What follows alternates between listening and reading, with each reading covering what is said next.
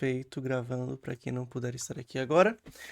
Vamos lá. Lembrando que qualquer dúvida que você tiver, tá? Só me parar, ligar o microfone, mandar no chat, estou aqui acompanhando. O que vai ser a perspectiva da química ambiental? As questões, elas podem principalmente trazer uma problemática e querer com que você, através do seu senso, através dos seus estudos, consiga resolver esse problema. Seja por conta de um efeito estufa, chuva ácida, uma questão de descarte e assim por diante, beleza? Quando falamos de química ambiental, não necessariamente temos que relacionar, por exemplo, água e solo, tudo bem? A perspectiva também de efeitos sonoros também se enquadra na química ambiental. Lembre-se disso. Então, por exemplo, pessoas que fazem adulteração de escape para ter barulho é uma poluição sonora. Tranquilo? Então, não tem a ver apenas com água e solo.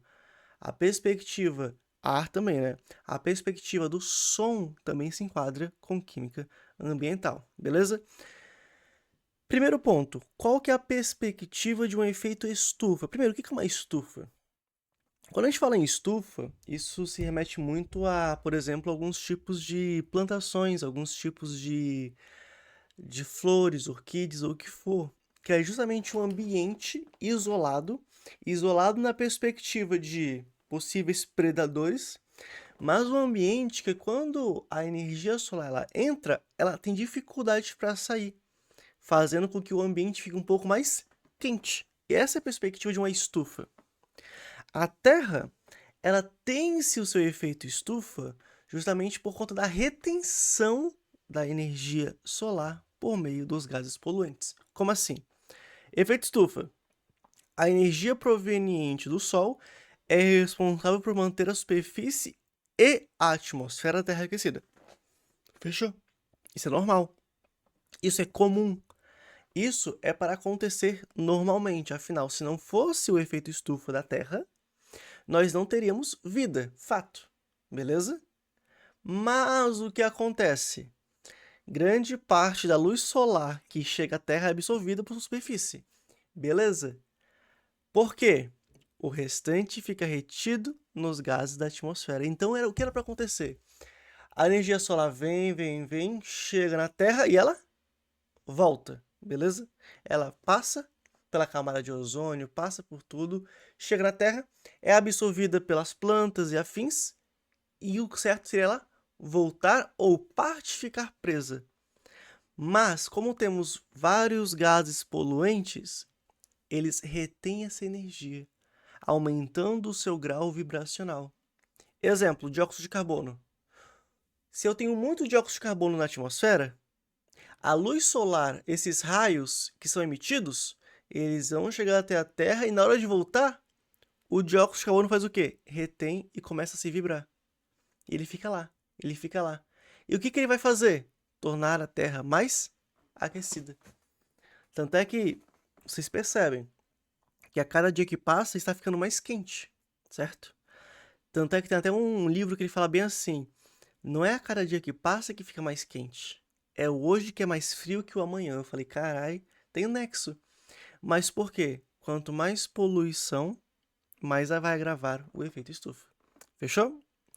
Então, quando falamos de dióxido de carbono, ele é um dos principais gases que causam o efeito estufa. Aí, continuando aqui. Ou é refletido de volta para o espaço por superfícies refletoras, como as nuvens, o gelo e a areia e etc. Então, quando falamos de efeito estufa, o que você tem que compreender?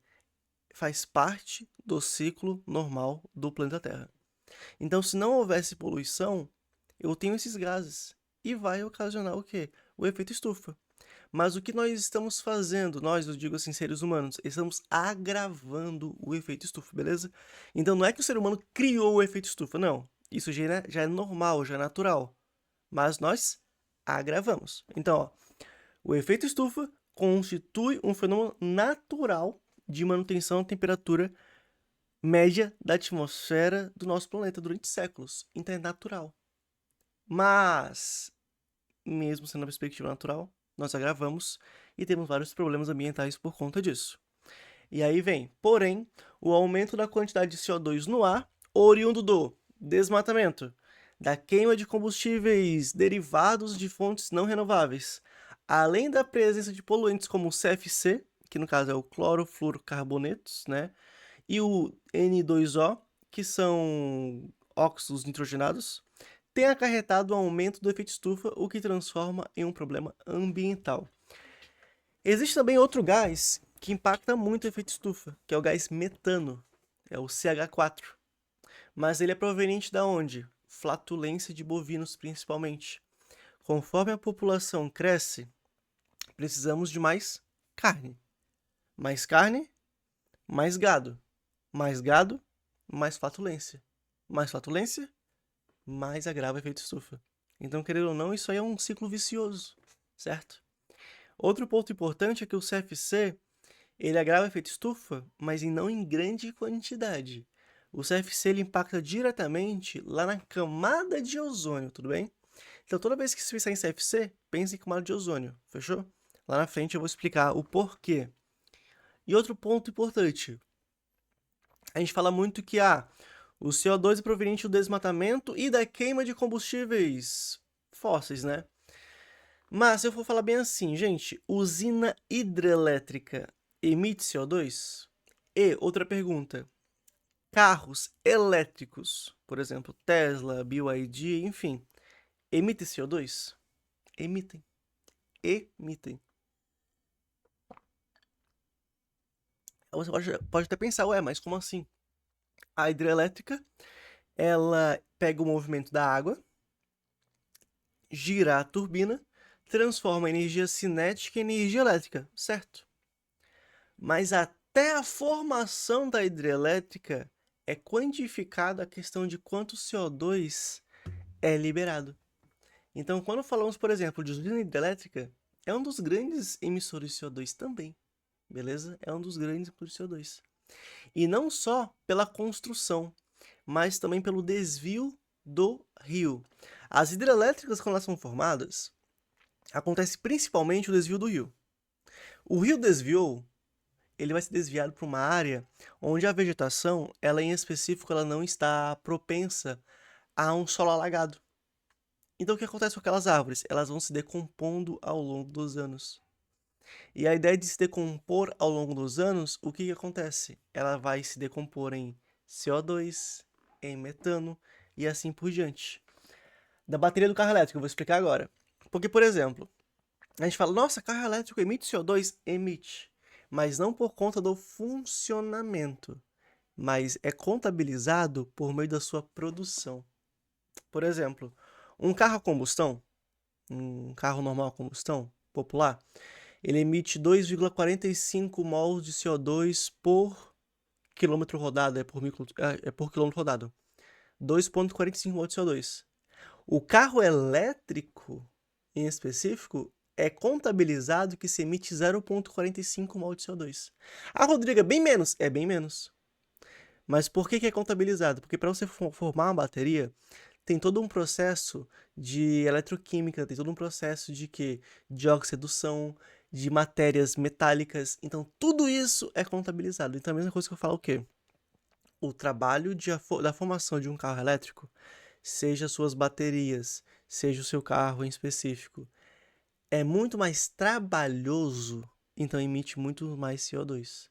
Rodrigo, mas como é que emite CO2? Transporte das baterias, dos materiais, certo?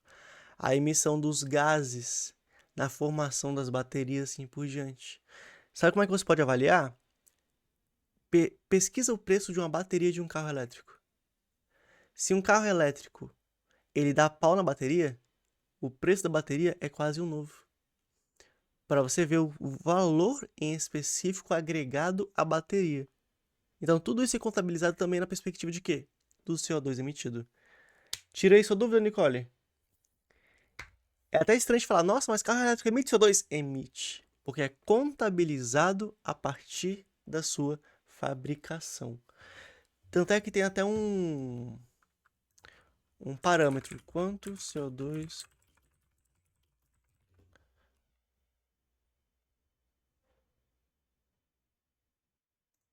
Olha só. Olha isso daqui. Cadê?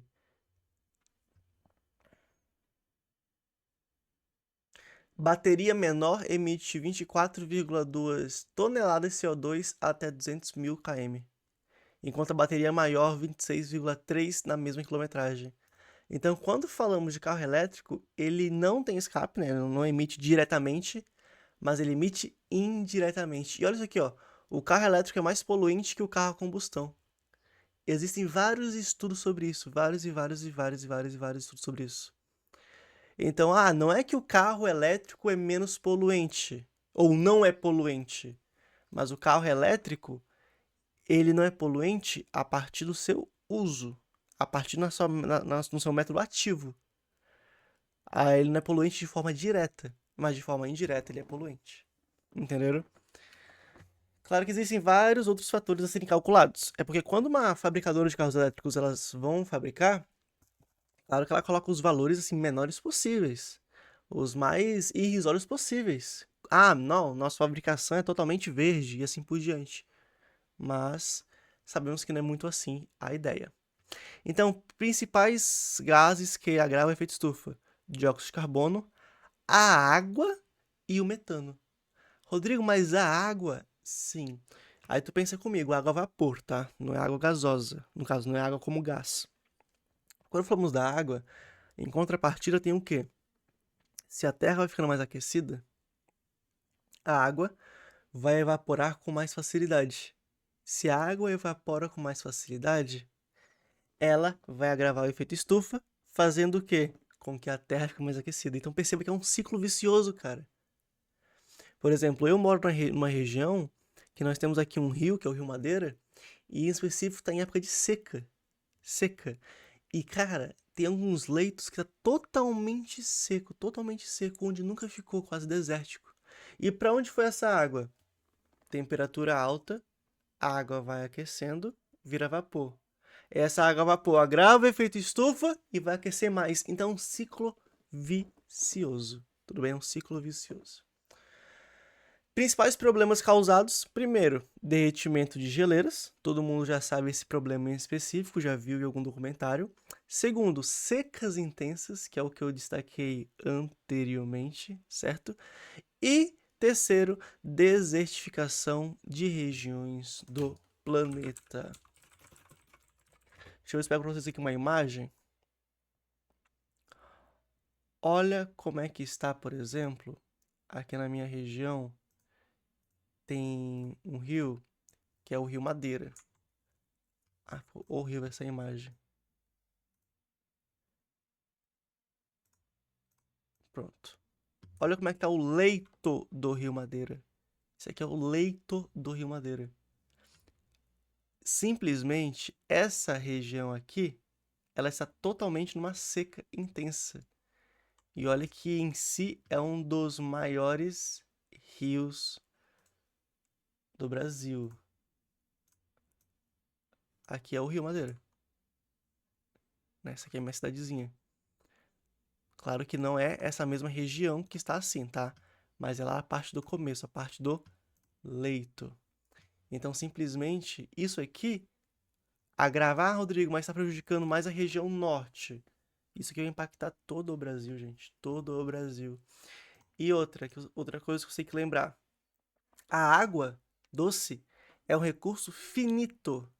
Quando eu falo finito é porque vai ter fim.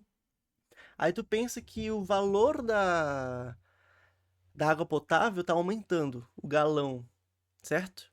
E tudo isso é por quê? Porque a água doce, ou ela vai estar mais poluída e precisa de mais tratamento, assim encarece mais o valor agregado e vai encarecer mais o produto final, quanto a sua escassez.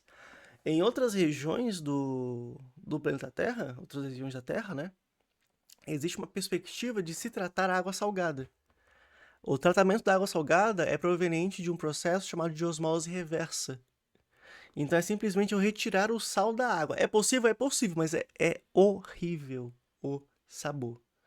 É um sabor meio de. Desculpa o palavreado, mas sei lá, velho. Fede, é estranho. E é caro. E é caro. É tipo assim, é 5 vezes mais caro do que uma água potável doce. Chuva ácida. Qual que é a perspectiva da chuva ácida? É simplesmente uma chuva onde a qual o pH é baixo. E por que eu tenho esse estilo, esse tipo de chuva? Por conta dos gases emitidos. A chuva ácida é o resultado da reação de alguns óxidos gasosos com a umidade do ar. Tal fenômeno é um dos principais problemas ambientais conhecidos. Quando se pensa em chuva ácida, pensa principalmente no seguinte: não é que vai fazer mal diretamente à pessoa, diretamente a um automóvel, à casa, mas principalmente ao solo. Porque a chuva ácida vai cair referente ao solo, vai fazer o quê? Vai diminuir o pH do solo. Se você tem uma certa agricultura ali, onde essa agricultura ela acaba não tendo uma boa produção, por exemplo, café, soja, uma boa produção em pH baixo, o que você vai ter que fazer? Um aumento do pH usando calcário. Então tá aí, uma forma de combater a chuva ácida que se afetou ao solo é você aumentar o pH. Usando o quê? Cal virgem, né? Óxido de cálcio, calcário, enfim. A ideia de sinônimos. É um problema ambiental que não respeita fronteiras em virtude de longos deslocamentos. Esse é o ponto principal. Se ocorre desmatamento principalmente na região norte, nordeste, esses gases, calagem, perfeito. Calagem é a questão de eu aumentar o pH do solo com cal. Quando ocorre, por exemplo, queimadas abruptas na região norte e nordeste, esses gases são levados para as nuvens e ocorre o deslocamento. Então vai chegar lá no sul e sudeste. Teve uma época esse ano mesmo que, por exemplo, São Paulo e Rio de Janeiro teve chuva preta, teve chuva negra, né? E o pessoal ficou, meu Deus, por que aqui? Porque todo mundo tá atacando foda-se para o desmatamento em outros locais. Lembre-se, se está ocorrendo uma certa poluição em um local do planeta Terra, essa poluição vai afetar a todo o planeta, não é só apenas aquela região. Tudo bem? Vamos falar sobre isso na camada de ozônio. A camada de ozônio tem um buraco, o buraco na camada de ozônio é num lugar que não tem nada. Nada. Rodrigo, mas se lá não tem nada, como é que ela tá tendo um buraco? Porque todos os gases, todos os efeitos, toda a poluição é deslocada para lá, para aquele ponto. Não é que, numa cidade tem 1000 indústrias que emitem gás poluente, então vai afetar só lá. Não. Porque tudo pode ser o quê? Deslocado.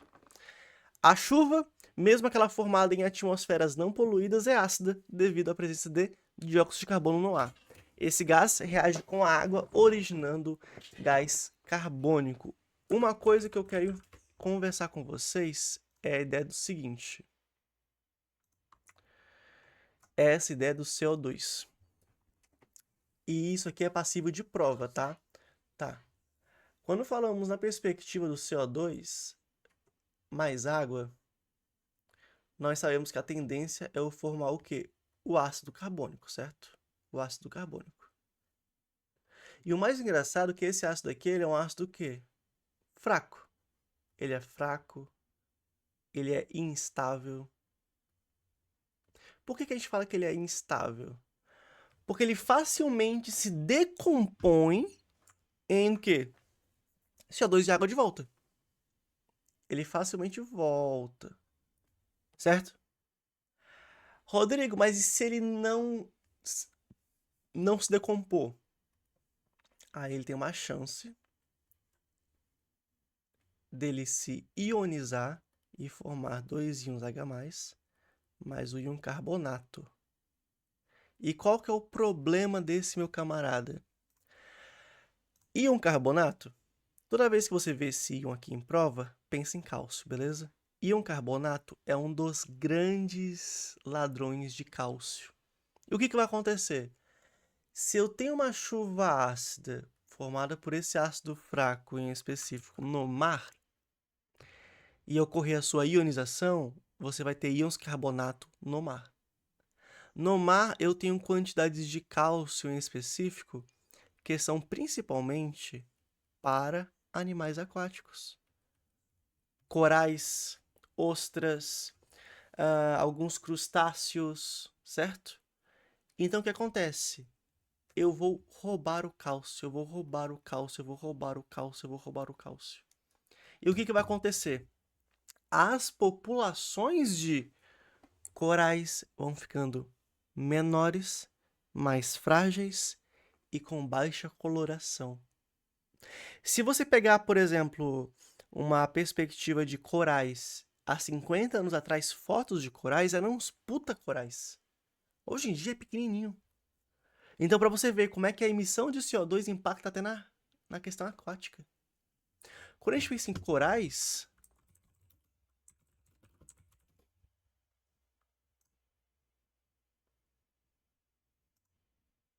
deixa eu pegar aqui uma imagem legal.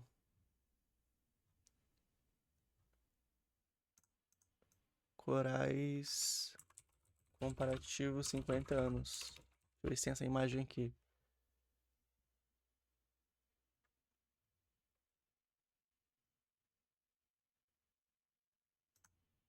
Olha isso aqui, ó. ONU teme que branqueamento dos corais se torne normal. Olha isso daqui. ONU teme que branqueamento de corais se torne normal. Estima-se que praticamente 50% deles já estão nesse processo.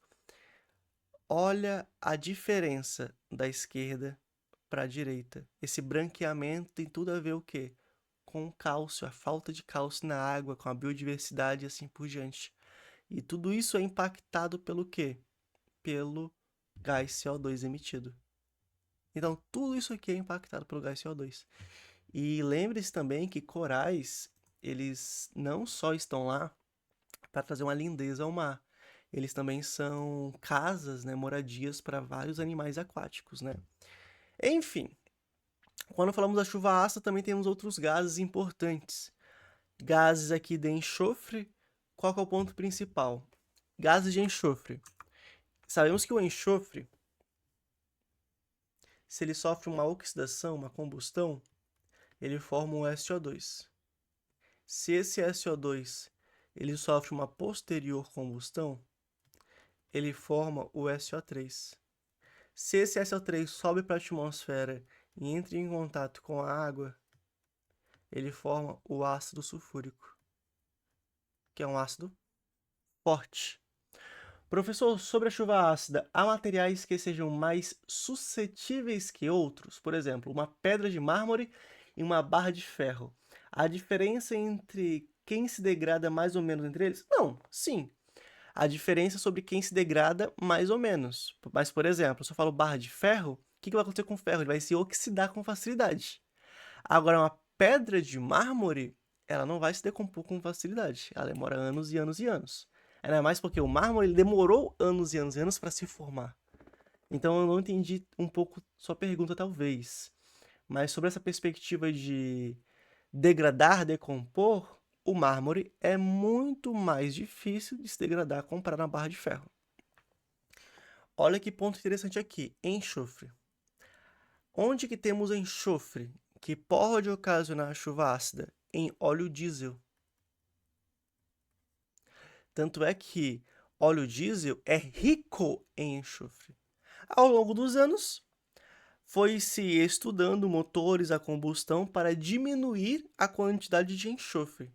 Até hoje tem uma montadora que conseguiu um veículo que ela consegue apenas trabalhar com óleo diesel com 10 ppm de enxofre. Enxofre é a letra S, 10 ppm, então esse carro é a S10. Quando falamos S10 da Chevrolet, é porque ela usa um óleo diesel que tem 10 ppm de enxofre, 10 partes por milhão. Rodrigo, e os outros óleos diesel? Tem 90 ppm, 100 ppm, 500 ppm, não é muito bem regulamentado, ok? Então, um dos grandes contribuidores para enxofre, para a formação da chuva ácida, em específico ácido sulfúrico, é o óleo diesel.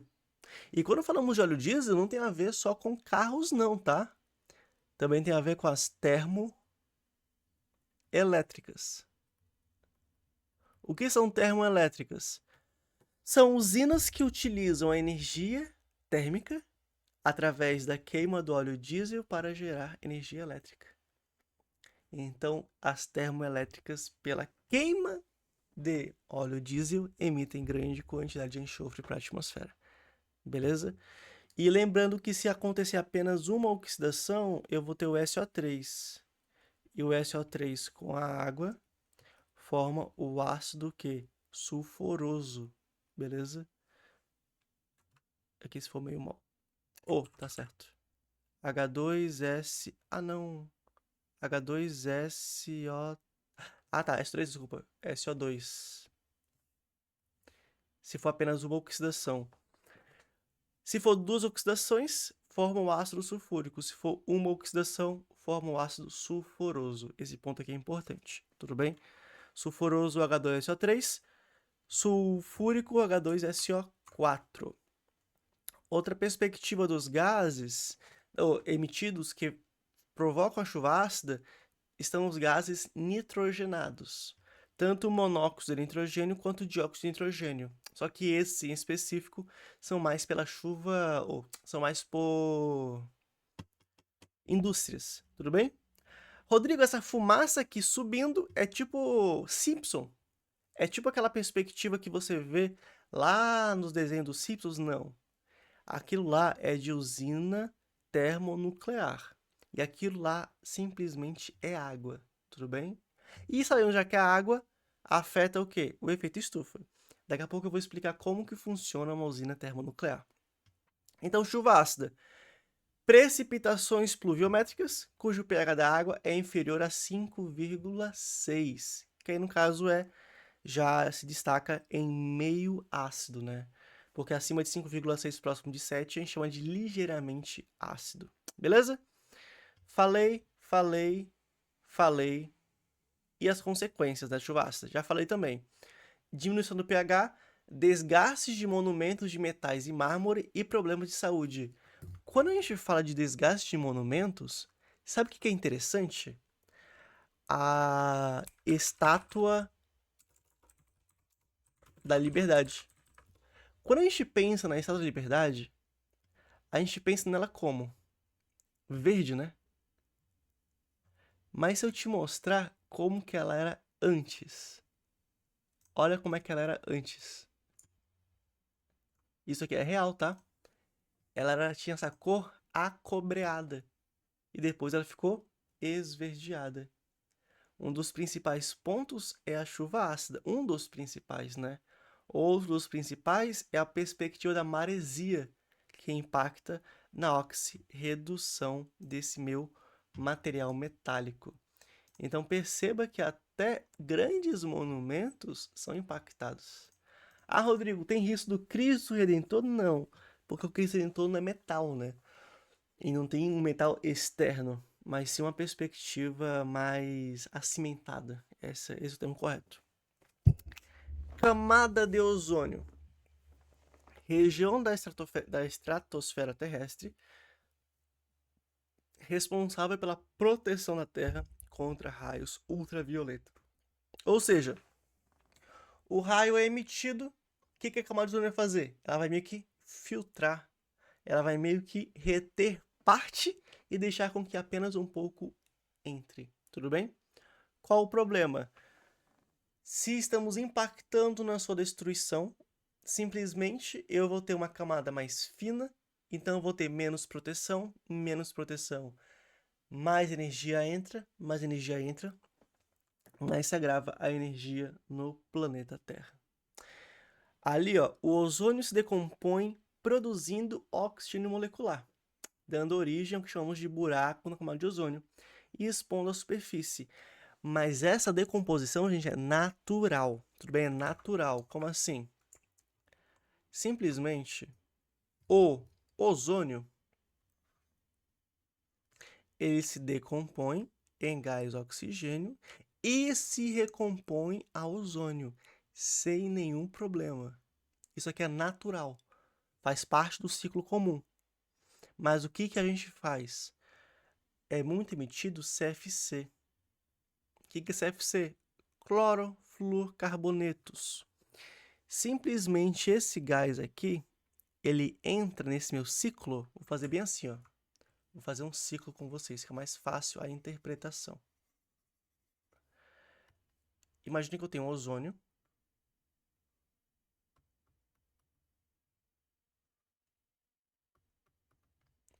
Ele vai fazer o quê? Virar gás oxigênio.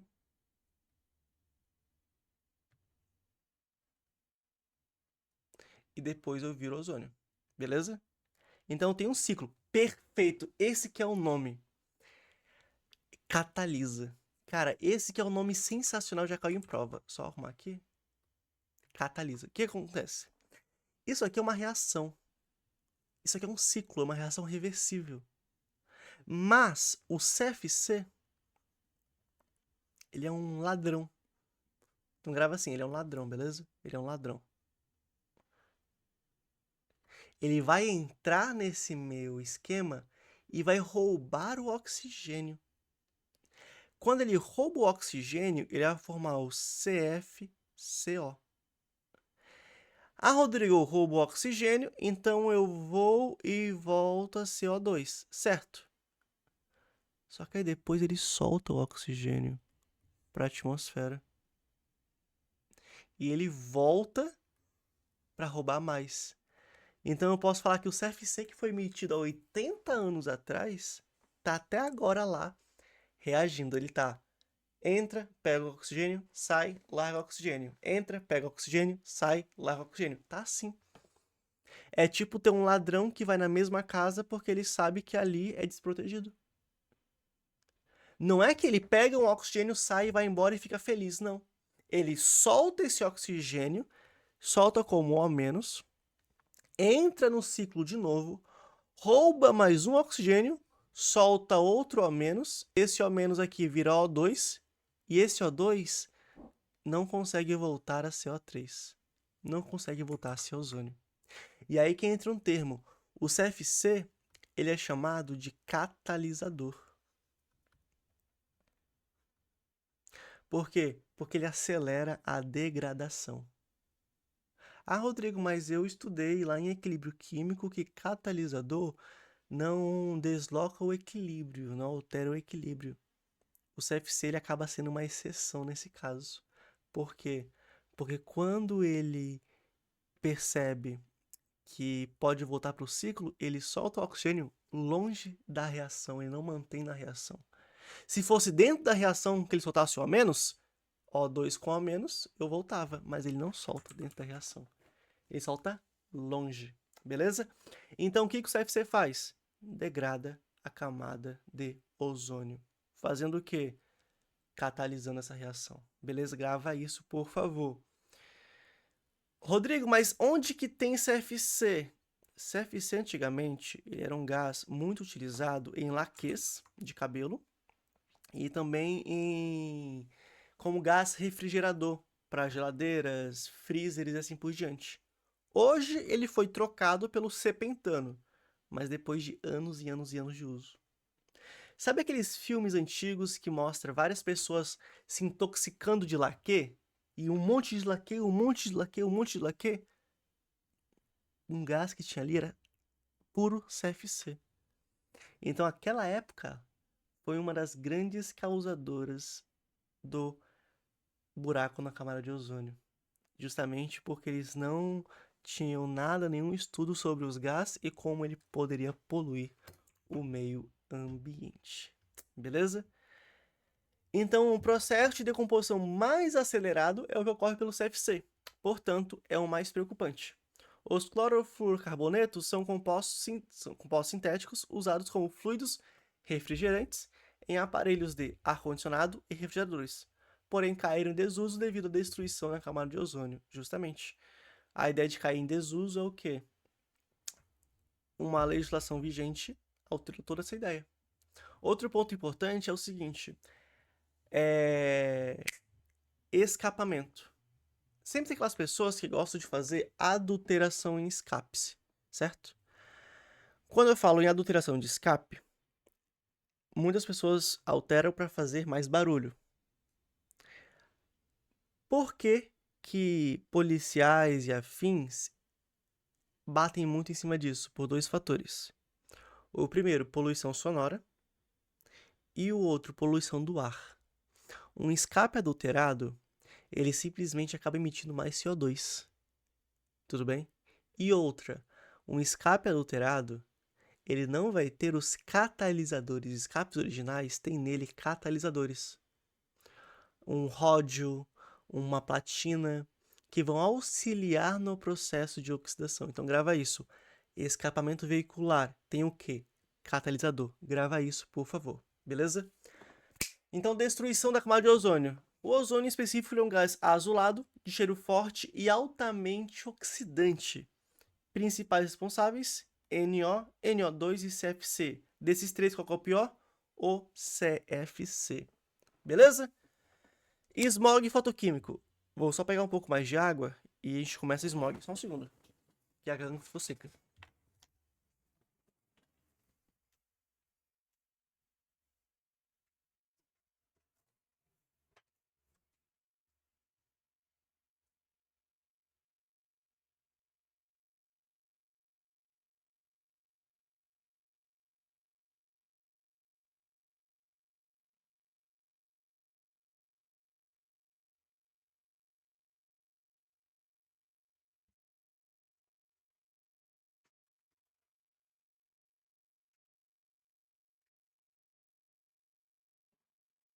Lembrando que qualquer dúvida que vocês tiverem, pessoal, pode falar, tá? Porque química ambiental, eu não nem considero uma aula.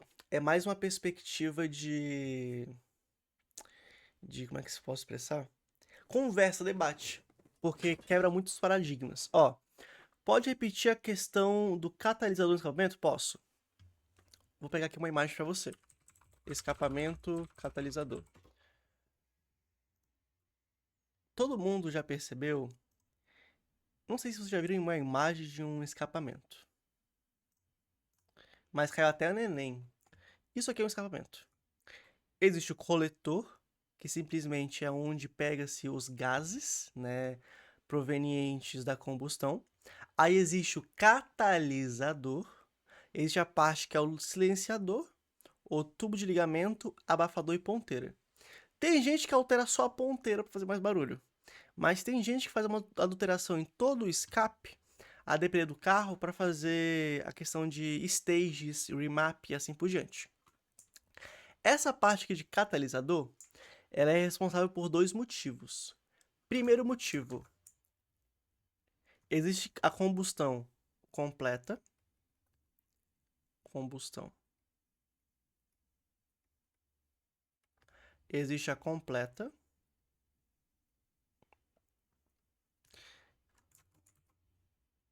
e existe a incompleta. A completa é quando você forma dióxido de carbono. A incompleta é quando você forma o quê? Monóxido de carbono e carbono fuligem. Simplesmente o catalisador ele acelera a combustão. Melhor, ele acelera a... Vou trazer um outro termo, porque senão você vai confundir com outra coisa. Ele acelera a oxidação do meu gás. Ele faz com que o CO vire CO2 com facilidade. É isso que acontece. Mas, Rodrigo, o CO2 impacta no efeito estufa. E o CO? O CO também impacta, mas o CO tem um maior problema ainda. O CO, ele é um gás tóxico ao ser humano. E além dele ser tóxico, ele é incolor e inodor. Então, se ele estiver sendo emitido, você não vai nem sentir, nem ver. Por que ele é tóxico? Se eu tenho hemoglobina mais gás oxigênio, eu formo o quê? A oxihemoglobina. Oxi, colocar MB. Isso aí. Simplesmente isso aqui é para transporte gasosa. A hemoglobina vai, pega o gás oxigênio, forma a oxihemoglobina, beleza? Que justamente é para levar o gás, o oxigênio para todo o nosso organismo, transporte gasoso e assim por diante. Fechou? Mas, se eu tenho monóxido de carbono, a hemoglobina fala: gás de oxigênio, desculpa, mas aquele dali me atrai mais. É isso que acontece. Eles têm uma afinidade de 250 vezes mais. Então é tipo, a hemoglobina tá lá, de boa. Ela vê o oxigênio, quando ela vai se ligar com o oxigênio, ela fala: opa, tem um monóxido ali. Eu vou no monóxido. É isso. Foi o caso daquele casal que morreu no carro? Foi. Foi o caso daquele casal que morreu no carro. O que acontece? O monóxido de carbono, quando ele é emitido, o nosso organismo acaba capturando.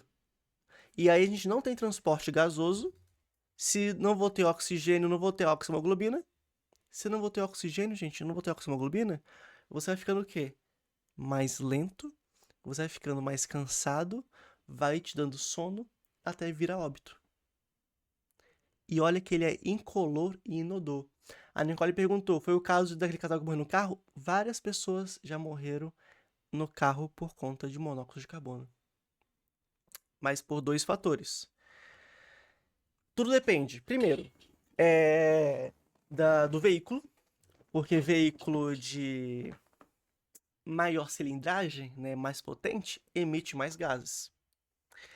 Depende do escapamento. Esse casal aí, em específico, nesse caminho até, ó, aqui é o motor, certo? Aqui no começo é o motor. Nesse caminho até a ponteira, vou pegar aqui essa imagem rapidinho. Vou colocar bem aqui.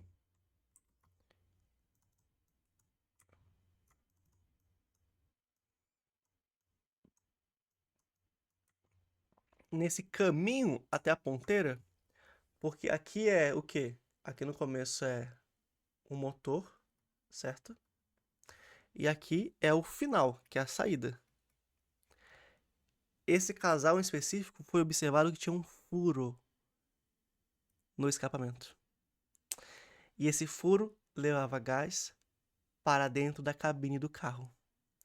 E entre CO e CO2, o monóxido de carbono, ele é o quê? Ele é menos denso. Se ele é menos denso, é ele que sobe. Então o que acontece? Esse casal em específico, a Nicole perguntou, eles estavam no local aqui, praticando atos libidinosos, né, no veículo. Aí o carro ligado, né, pá, ar-condicionado ligado, né, ninguém de ferro. O que acontece? Simplesmente depois eles foram descansar, né, estavam cansados. Aí foram dormir e nunca mais acordaram.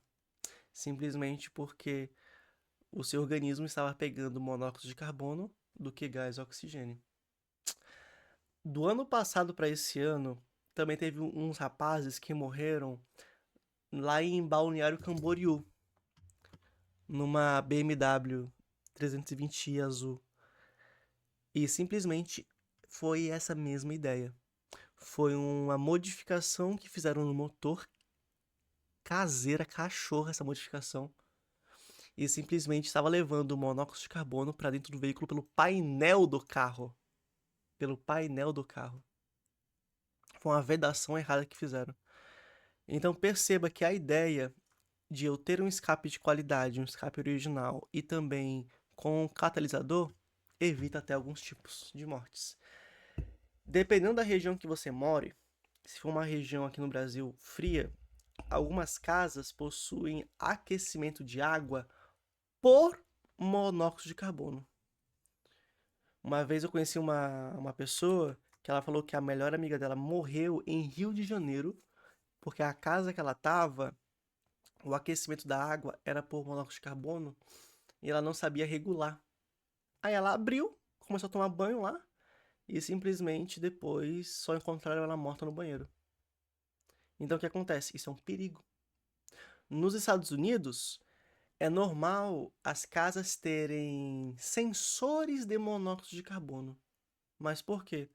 Porque se ele é incolor, se ele é inodor, apenas um sensor eletrônico pode detectar, não um ser humano. Tirei sua dúvida,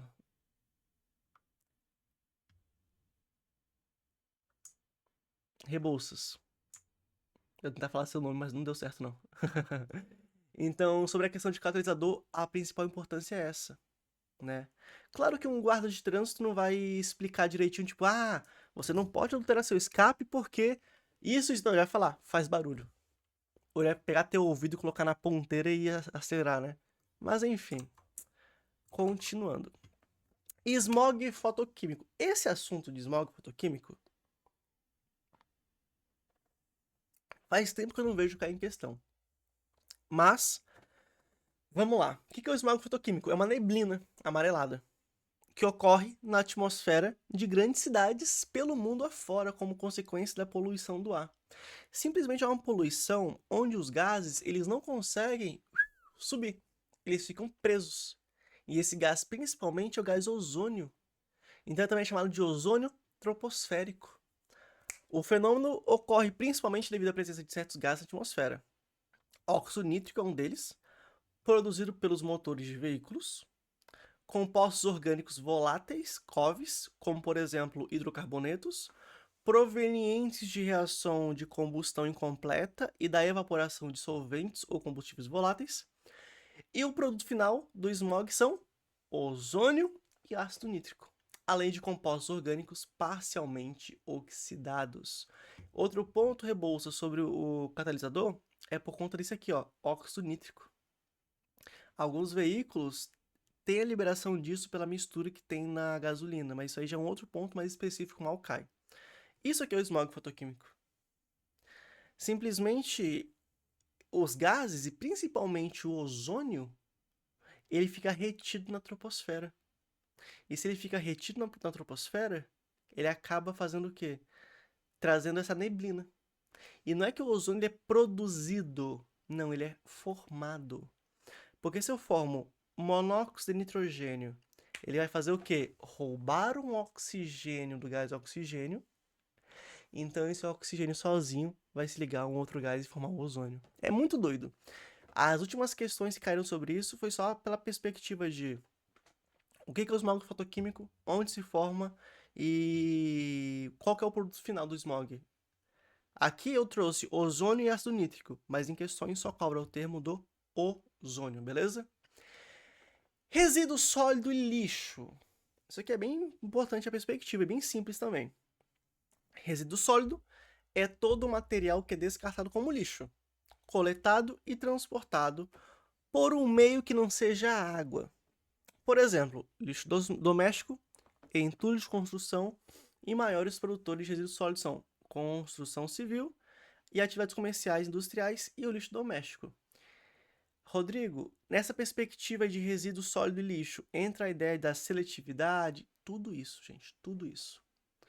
Tem uma questão que é o seguinte, o lixo sólido, ele deveria ser tratado, certo? Tratado após a coleta, coletado, tratado e aí depois descartado, né? Mas existe até uma lei específica onde cada estado, cada região deveria ter o seu próprio tratamento de lixo. Mas quase não existe isso em algumas cidades e em alguns estados. Beleza? A principal forma de armazenamento desses resíduos é em lixões, que são sistemas a céu aberto e com baixo custo. Simplesmente, todo o lixo que é coletado pelo caminhão do lixo, eles vão para um lugar chamado de lixão, viram lá o tambor e vão embora. É isso que fazem, muitas vezes. E isso traz sérios problemas à população e ao meio ambiente, como por exemplo, primeiro, produção de chorume. O que é o chorume? Líquido escuro constituído por água, ácidos gráficos orgânicos, ácidos orgânicos voláteis, bactérias, sais inorgânicos, metais pesados. Simplesmente é o suprassumo do lixo. É aquele caldo horrível que talvez você já tenha visto em alguns latões. Aquilo é o chorume. Rodrigo, mas eu posso pegar esse chorume, por exemplo, e tratá-lo? Pode. Pode. Qualquer produto final destinado a lixo pode ser tratado. Gente, se trata uma água de esgoto, uma ETE, que é uma estação de tratamento de esgoto e efluentes, tem como tratar? Imagine um lixo. 2. Decomposição da matéria orgânica contida nos resíduos. Produção de dióxido de carbono, gás metano, Gás sulfídrico. Gás sulfídrico é aquele cheiro de ovo podre, tudo bem? Que é proveniente de compostos sulfurados. Cara, simplesmente deixar céu aberto, o que vai acontecer? Vai oxidar com facilidade a matéria orgânica. E se ela vai oxidar, eu vou ter a sua decomposição e sua produção desses gases. 3. Proliferação de doenças, com certeza. Porque onde tem lixo vai ter o quê? Ratos, baratas. Outra coisa, produção de doenças, porque você está impactando o solo, os lençóis freáticos, que está ali no outro tópico. Os lençóis freáticos impactados, vai acontecer o quê? Vai impactar a água que a população bebe. Porque uma população que mora próximo de um lixão tem um poço que normal, aquele poço de cacimbão. Talvez alguns de vocês não conheçam. Aquele poço que é a boca desse tamanho aqui, uma bocona. Não é um poço, por exemplo, artesiano, semi-artesiano. Não é uma água, por exemplo, que vem de uma estação de tratamento de água, não. É uma água dali. Proliferação de ratos, urubus e moscas. E também baratas, né? Esses pontos importantes. E usina nuclear é o nosso último tópico. Esse ponto aqui é importante de usina nuclear. Essa imagem ali tá meio pixelada. Dá pra ver, dá pra ver. É porque é a mais detalhada que eu encontrei. Usina nuclear, ou também chamada de usina termonuclear, cara, esse assunto aqui é de extrema importância para sua prova. Essas usinas, elas utilizam o quê? A água para movimentação da turbina. Fato. Temos duas no Brasil, que é a Angra dos Reis 1 e a Angra dos Reis 2. Até onde eu sei, apenas uma está ativada. Aí tem aquela questão, nossa, mas se só pega água, utiliza para movimentar a turbina, pelo aquecimento, não impacta o ambiente, impacta pra caralho. Tem até uma música do Legião Urbana, que é a Angra dos Reis o nome. Que perceba uma coisa, eles falam bem assim: deixa se fosse sempre assim, quente. Deita aqui perto de mim, deixa tudo em paz, tal. Aí vem essa parte aqui, ó. Vamos brincar perto da usina. Deixa pra lá, a Angra é dos reis. Porque bem antigamente, aquele local era muito utilizado para diversão. A parte do rio que está a usina. Mas agora é tudo fechado e a Angra é dos reis. E ele começa: por que se explicar se não existe perigo? Porque tudo eles falavam: não existe perigo, é uma usina segura, e assim por diante, tal, não existe perigo, tal. Mas explicavam muito. E depois ele fala bem assim: cadê? Quando as estrelas começassem a cair, me diz como é que eu vou fugir daqui. É tipo, quando o mundo acabar, quando o mundo estiver acabando, o que eu vou fazer? Ele já percebia a perspectiva do impacto ambiental de uma usina nuclear. E olha que uma usina nuclear, ela tem um impacto como? A água, ela entra, ela vai ter aqui a sua entrada da água fria, eu vou ter o quê? O seu aquecimento por conta de uma radiação nuclear. Que radiação nuclear? Fissão do urânio. O urânio 23892, ele vai se fissar. Vai se formar criptônio, mais bário, mais 3 nêutrons e assim por diante. Fissão vai liberar energia, a água vai aquecer, vira uma água vapor, um spray, um vapor, vai movimentar a turbina, vai transformar energia cinética em energia elétrica. Aí tu pensa, pô, beleza, tá usando a água, aquece, beleza. Olha o seguinte, vapor de água formada impacta no quê? Efeito estufa. Certo? E tem um outro problema. Pela lei, a água ela tem de voltar para a sua fonte na mesma temperatura que se entrou. Então, por exemplo, se a água entrou a a 20 graus Celsius, quando ela voltar, ela tem que voltar a 20 graus Celsius. Mas isso fica só na lei, tá? Eles não estão nem aí, porque pensa comigo. Se eu for uma água quente, eu teria que resfriá-la. E você resfriar uma água, você precisa de quê? De condensadores potentes, que aí existe o quê? Uma alta resfriação, um alto gás que vai fazer a sua refrigeração, isso é caro. Então a água, ela volta para sua fonte, por exemplo, a 35 graus Celsius, a 40 graus Celsius, até às vezes até mais. Qual que é o principal problema de uma água voltar quente? Vai fazer peixe cozido, né? Também, mas um problema principal é a sua solubilidade. Toda a solubilidade de gás no líquido é inversamente proporcional. Quanto maior a temperatura, menor a solubilidade. O que isso quer dizer? Que essa água em alta temperatura eu vou ter menos demanda química de oxigênio, ou também chamada de demanda bioquímica de oxigênio. Ou seja, essa água eu vou ter menos oxigênio solubilizado. Aí tu pensa, Rodrigo, mas como assim, pô, oxigênio solubilizado? Gente, animais aquáticos, plantas aquáticas, elas consomem o que principalmente? Gás oxigênio que está na água. Solubilizado. Exemplo, se você pensar no aquário, um dos principais fatores de um filtro é oxigenar a água.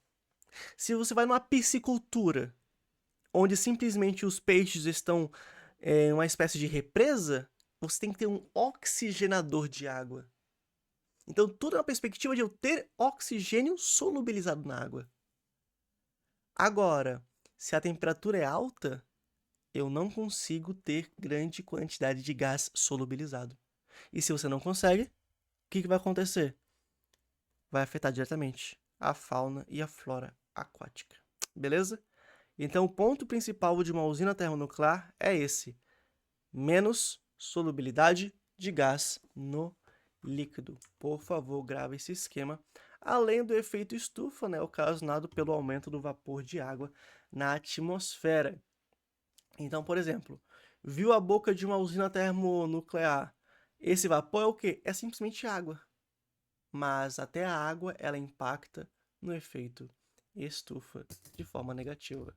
Fechou? E eu creio que seja isso em específico. Deixei bem redondinho todos os pontos importantes para a sua prova. Sobre química ambiental, até aqui alguém tem alguma pergunta?